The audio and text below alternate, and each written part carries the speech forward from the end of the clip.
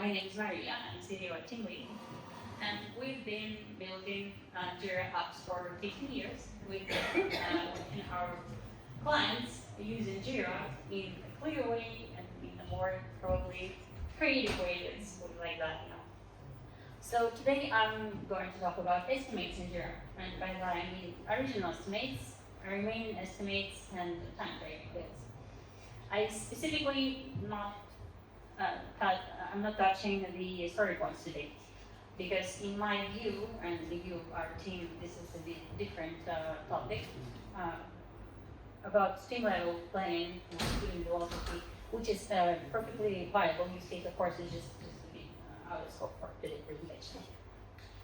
So, small disclaimer, so nobody will from you, so I'm not presenting the universal Jira way or something about estimates. I'm just sharing the accumulated experiences of our customers and their range. So let's get into it. And a quick question first. Who uses original estimates fields in Jira? Anyone at all? Really? That's a pain. What about time tracking fields? Do you use time tracking in Jira? Okay. Somebody. Nice. For those who actually use time tracking and original estimates question, do you trust those numbers? Okay, of course not. So, what estimates? Yeah. So we estimate. We don't estimate just because someone told we should, like maybe Agile told we should estimate. Estimates are supposed to answer some very practical questions, like forecast and delivery, when your stakeholders actually ask you, can it be done in X time, like in a month? How much time will we need to finish something, or maybe something like that? Which eventually goes into budget and cost planning, because why do they need to know that? They want to know, will they be able to make money from that, and if yes, how much money? There is actually also a case of comparing estimates and the reality, which is one of my favorite. So when the team is done delivering some feature, they want to know how they did it. Did they overestimate or underestimate? Like what happened? There is also a case of workload who might be overloaded, but I decided not to touch today because my colleague from Rails actually covered it quite extensively. So let's start with the ideal world that Jira was clearly designed for, right? One where everything is neat, sequential, and easily traceable. The perfect Jira world where everything works exactly the way it was supposed to work. So we have one issue, right? It is clearly described as a proper user story, but don't quote me on this. This is written by AI. So requirements written down, we have acceptance criteria that are clear. Nothing is hidden somewhere in Slack or something like that. So there is one assignee who is responsible for the work, right?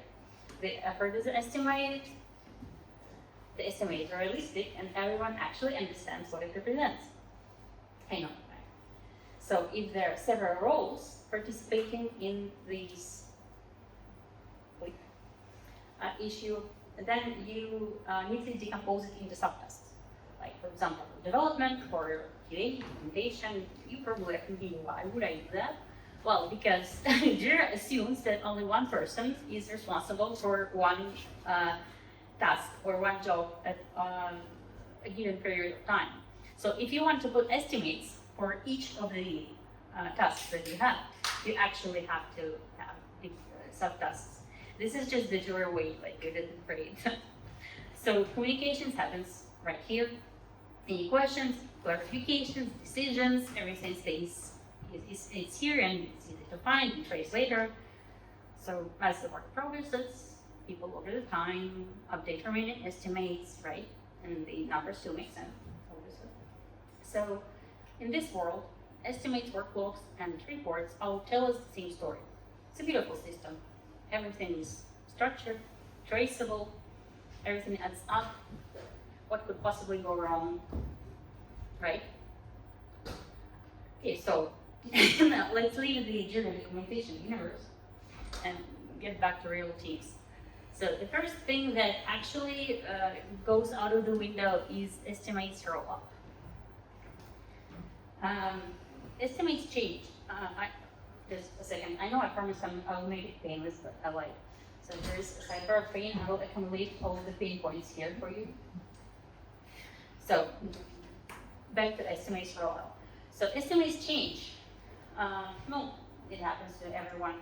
Something changed within a subtask.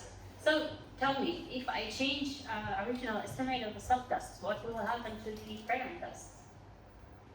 Nothing, because they don't connect. No. Yeah. So basically, original estimate field, it does exist, but it doesn't work the same way like span tracking field. There is no include children subtask, or include children checkbox. I'm sorry. So you have to actually update it manually. If you don't put anything in there, it will be zero. So the field is just basically it will have the same value it had last time someone touched it. So the second fact is communication. Well, we have a parent issue, we have multiple subtasks, right? We have a lot of people involved and such a number of threads. Some decisions are in a parent issue, some are being made in subtasks because people actually discuss it there. So some actually moving outside Jira, Slack in Teams or WhatsApp or whatever. And then why people do that? Because they don't actually want to reconstruct a feature decision by reading multiple common threads across child issue in chronological order. Like try to do that when you have 10 subtasks, so for example. And this is how you end up with the classical Jira question. When and where did we decide that? When some feature was changed, some requirement was changed, and the team doesn't understand why it happened because some of the team was not actually present in the decision. It was happening in the subtask in one of the issues. And this is a real world example of our clients. So,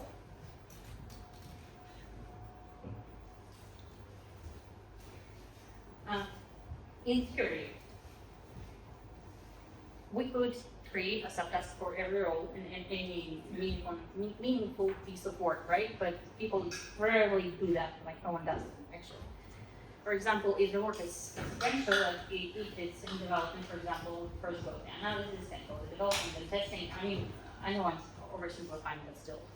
These are consequential jobs, and people usually do them with statuses because it's logical and it's easier. But when there is a work that can be done simultaneously, they use subtasks basically. But then we have another problem. Actually, several people may not contribute to one of the tasks, to one issue, and the estimate is still just a number. It's just an editable number field. So, for example, 3 people are working on the same issue. One of them wants to log 10 hours, the second wants to log 2 hours, and the next one wants to log 3 hours, right? I would do that with time tracking fields. Everyone just logs their time and it's just being calculated, right? I would do that with original estimate. So the first person will just log 10 hours a day. The second person will go there, see 10 hours, and he will have to, or he or she will have to calculate it in their mind, add up their estimate, and then put in the actual number, because again, original estimate is just a number field. And probably at some point everyone actually saw that. So those are same people who work in across subtasks, and the picture becomes even less clear. Because we don't even understand who logged what or estimate what. So in theory, everything still works. Like, you know, saying in theory, there's no difference between theory and practice. In practice, there is. To be fair, not to blame Jira, Jira does address some of these issues. It does create different issues in process, but let's just give it credit when it's due. For instance, Jira has aggregated fields. Anyone who uses aggregated fields in data center, along with Sigma icon, no? There is actually a field, yeah, that rolls the estimates in data center. It also exists in cloud, in theory again. But it will not let you put it in the issue, first of all. It just doesn't allow to do it in cloud. I'm not sure about that, so I'm trying to try it.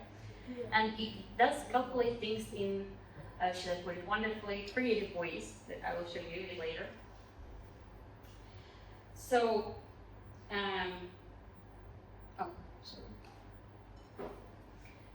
teams want to understand the role of the total effort, right? They want to see what they work on inside the issue. They work. Basically, if you have an issue with subtask, you want to see all the things from that epic or story or subtask inside the issue. You don't want to go around playing the boards, searching for information that you want, that you need to know. Jira actually has child issue view in cloud, but it only shows you direct children. So if it's an NFT, it will only show you stories. If it's a story, it will show you subtasks and so on. And it's limited to 7 fields. So you cannot put more than 7 columns if you want information. And work is hierarchical, as I said. People want to see, our clients wants to see all of the issues in hierarchy view inside the issue. People also want reports. Well, cloud gives some reports in the projects, but unfortunately, a lot of them are either board level or sprint level or epic level. So it's really hard to put up a board, like a board or a report thoroughly the entire Jira. Of course, you can sometimes do it with like advanced roadmaps. It's called glance now, right? But it is, first of all, it's a premium feature. Not all of the people and clients have it. And it's probably one of the most complex things for people, for clients that I've worked with when I try to explain them how it works. So it shouldn't be that hard for something that easy. So basically, the pieces are there, the data exists, the reports exist, but in practice, people are left with the need to reconstruct the reality from fragments of what we have. So, also, if there is a need to calculate costs, it usually also goes outside Jira, or there is some app to do it because there is no way to do it normally inside Jira. Okay, so the copy strategies is basically one of my favorite parts because people are wonderfully creative, and our clients use it to, well, they try to fix the things that they have. No, the original estimate is not reactive. The most obvious solution is automation, right? You just basically write a rule that will pull up the changes. So every time the child issue changes, it actually changes the original estimate of a current issue and so on, which is probably nice, except from one tiny little detail. It's still perfectly editable number field. So, for example, you changed something in the original estimate of a child task, it pulled out the changes into the parent task, and then someone just came and just put something inside the original estimate. You don't know what exactly was estimated. I mean, yeah, you can ask, but the point is the field is editable. It's really hard to do something meaningful with automation in this way. So, as I said, discussion moves outside Jira, and this is closely connected with the original estimate on being collaborative. People do not use it the way Jira is supposed to use. Basically, there is no such thing as creating subtasks for every tiny little problem or tiny little task that they do. People use statuses mostly, and also create, when there is an issue with the different people estimating and they need to somehow trace who estimated what, they create custom fields. For example, development estimate, QA estimate, all of them sum up into original estimate. I mean, besides the obvious problem with it being the editable field, like I said before, we get an instance that is basically trashed with a lot of custom fields, and you also need to phrase them all. So there is also no hierarchy view, inside the issue, and it's really hard to see hierarchy view on boards and list view in Jira right now in the project, because as soon as I try to filter something, the hierarchy view just crumbles, and it says that you cannot use filters. So basically, when you use filter, the hierarchy view just drops. So people try to use boards, searching dashboards, or ask for data, and this is a thing about aggregated view that I wanted to show you. You notice something strange here. So basically, there is an epic, inside an epic, there is a story and there are subtasks. So you see the original estimate of the story. Aggregated one is 70 hours before, because the story says 35, and sum of estimates of its children is 35. But Epic only shows 35. Why? Well, because this wonderful feature does not count further than its own child. So basically, aggregated estimate and aggregated remaining issue only counts its own direct children. So yeah, Jira can do roll up, but it has really funny view of the which parts of the family consider actual children.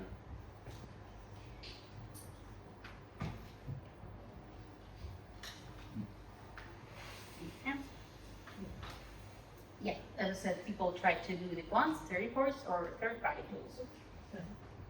And they move the calculation just to spreadsheets. Basically, they try to download CC or Excel from the list view or from usage search or any type of the filter, and just put the calculations there. So, with that in mind, we actually tried to build a really simple solution. We didn't try to reinvent Jira or something like that. It was a really simple kind of application. The thought that the need to actually have this kind of information available to you, and that you should have to out for that is ridiculous, but well, here we are. So it was a really simple kind of app that had basically a couple of features. 2 modes of calculation. The first was cumulative ones. It goes basically from subtasks up. So basically all of the original estimates of issues from down to upward until epic will be just calculated, and the original estimate will be updated considering the original estimate of the issue itself. So if there is an original estimate of the issue and all of the subtasks, it will calculate all of this. And there was the distributed mode, which is a bit of different use case probably for support.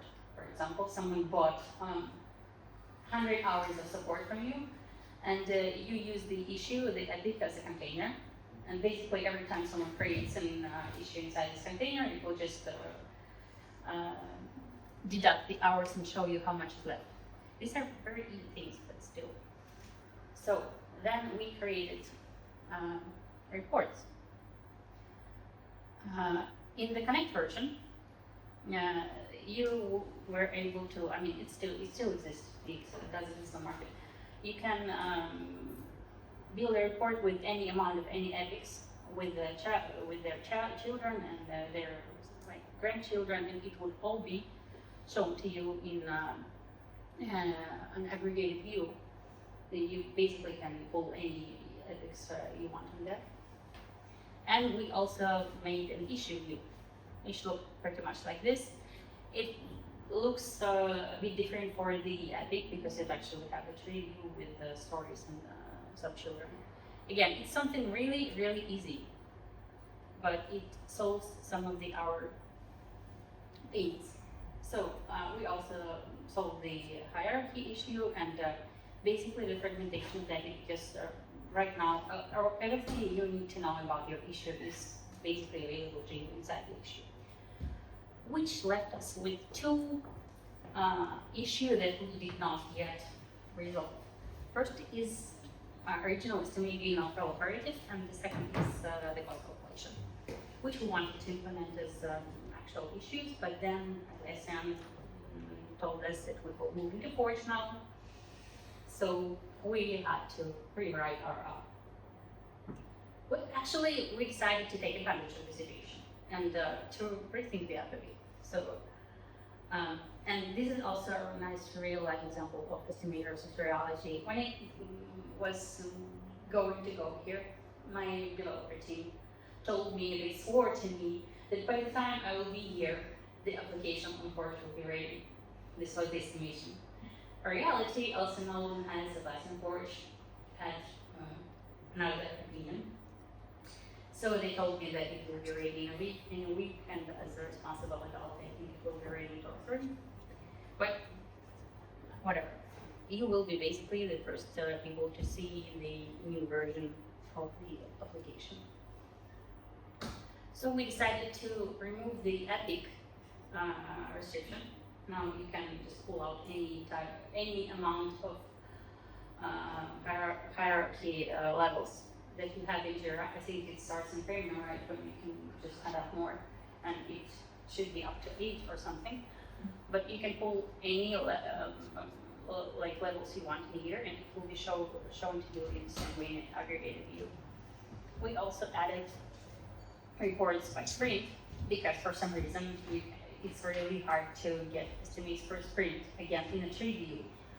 And same for a release or a version.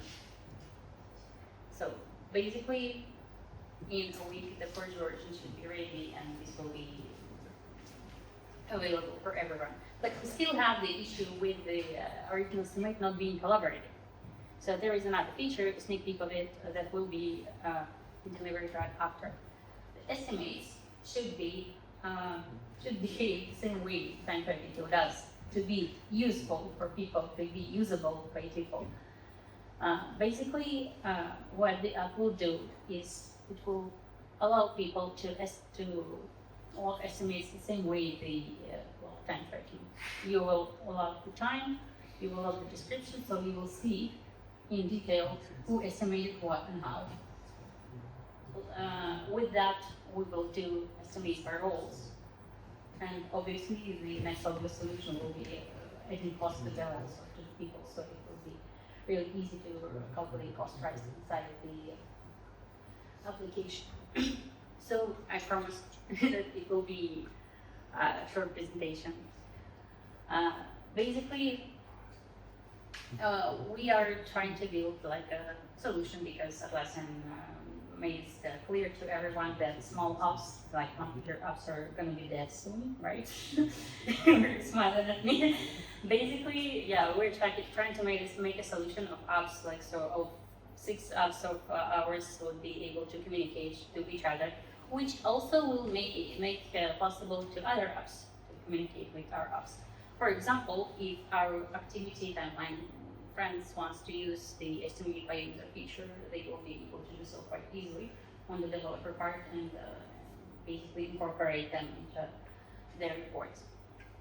Okay, so I will just wrap it up with a simple thought. It shouldn't take a bachelor degree and a bottle of vodka to do something as simple as showing estimates and the workbox in one tab under one issue like people do. It shouldn't be that hard, guys. It should be much easier than that. So, that's it.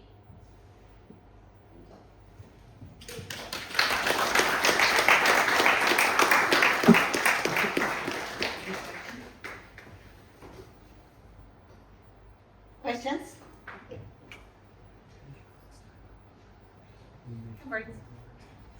I have one here.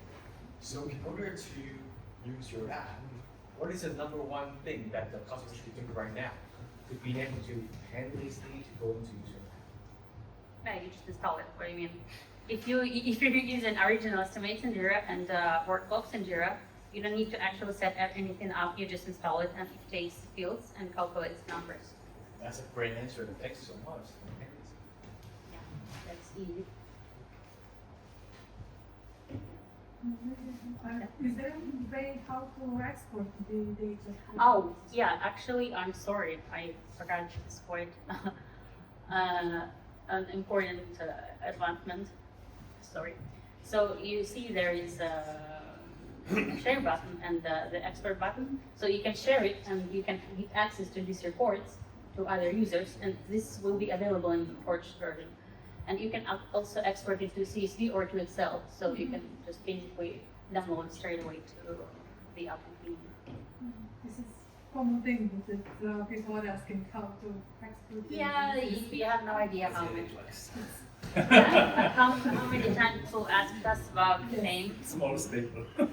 It's such a tiny thing that a lot of people actually use, but for some reason it's so complicated. Thank you. Thank you. That is Yeah, sure. If I understand it correctly, this product focusing on data as of now. Is there any reporting on the progression over time? I'm talking about something like sprint burn down chart or version report, something where I could see how those estimates are being changed over time, and if we are actually burning them fast enough given our timeline. Yes, we actually have that in our backlog for the app. But before that, we want to finish up the estimate by users and by roles. Okay. So yeah, it will be there. But because to actually work with sprints correctly, we will need to at certain points still here at some point. My hope would be actually to be able to define my own scope, my filter, or anything else, because those gadgets I mentioned are oriented purely on a sprint or on a version, and sometimes I would like to see how certain epic is progressing, or just some subset of issues. And I would need to just put them into version or sprint just to get data for this report. So just curious if... I should have just included into the presentation the creation of this board. In first version, the report is created and you can basically filter it up to a subtask. Using JQL. Any scope you want, yeah, you can just use it. You can basically use safe filter even as the base for that.